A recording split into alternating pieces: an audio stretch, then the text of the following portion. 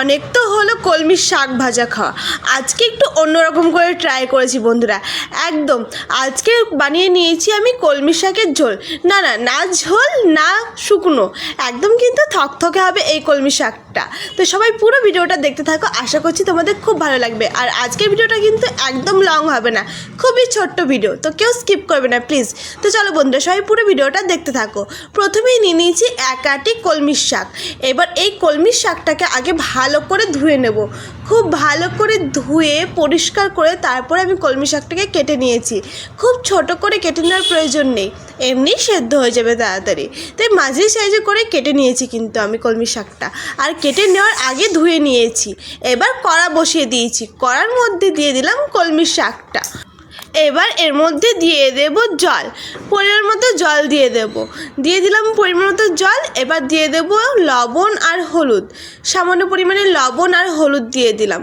খুব বেশি লবণ দিলে আবার লবণ হয়ে যাবে, কারণ শাক তো পরে অল্প হয়ে যায়, সেই বুঝে কিন্তু লবণটা দিতে হবে। লবণ হলুদ দেওয়া হয়ে গেলে খুব ভালো করে নাড়াচাড়া দিয়ে নেব।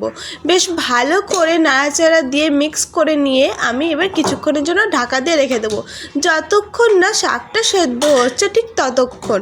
তো চলো ঢাকা দিয়ে রেখে দিই কিছুক্ষণের জন্য। আর এখানটায় নিয়েছি রসুন আর একটা কাঁচা লঙ্কা, শুকনো লঙ্কা নিয়েছি একটা। রসুনটা কিন্তু লম্বা করে কুচিয়ে নিয়েছি। তো কিছুক্ষণের পর কিন্তু আমি ঢাকাটা খুলে নিয়েছি। এরই মধ্যে কিন্তু শাকটা ভালোই সেদ্ধ হয়ে গেছে। কলমির শাক কিন্তু এইভাবে রান্না করলেও দুর্দান্ত লাগে খেতে। তো চলো এবার কলমির শাকটাকে আগে নামিয়ে নিই। না না এখনও কমপ্লিট হয়নি, আরও কিছু করার আছে। এবার ওই কড়াইয়ের মধ্যেই দিয়ে দিচ্ছি সর্ষের তেল। সর্ষের তেলটা বেশ ভালো করে গরম হয়ে গেলে ওর মধ্যে দিয়ে দিলাম একটা শুকনো লঙ্কা। শুকনো লঙ্কাটাকে আগে ভেজে নেব। শুকনো লঙ্কাটা ভাজা হয়ে গেলে তারপর দিয়ে দিচ্ছি কুচিয়ে রাখা রসুনটা। তারপর দিয়ে দিলাম একটা কাঁচা লঙ্কা। কাঁচা লঙ্কাটা তোমরা নিজেদের মতোই দিতে পারো, যে যেরকম ঝাল খাও। আমি একটু ঝালটা কম খাই, আর এই কাঁচা লঙ্কাটা কিন্তু বেশ পরিমাণে ঝাল আছে, সেই জন্য একটাই দিয়েছি। তো বেশ ভালো করে ভেজে নিতে হবে যতক্ষণ না লাল হয়ে আসছে রসুনটা। তো দেখো রসুনটা কিন্তু লাল হয়ে গেছে, বেশ লাল লাল করেই ভাজতে হবে রসুনটা।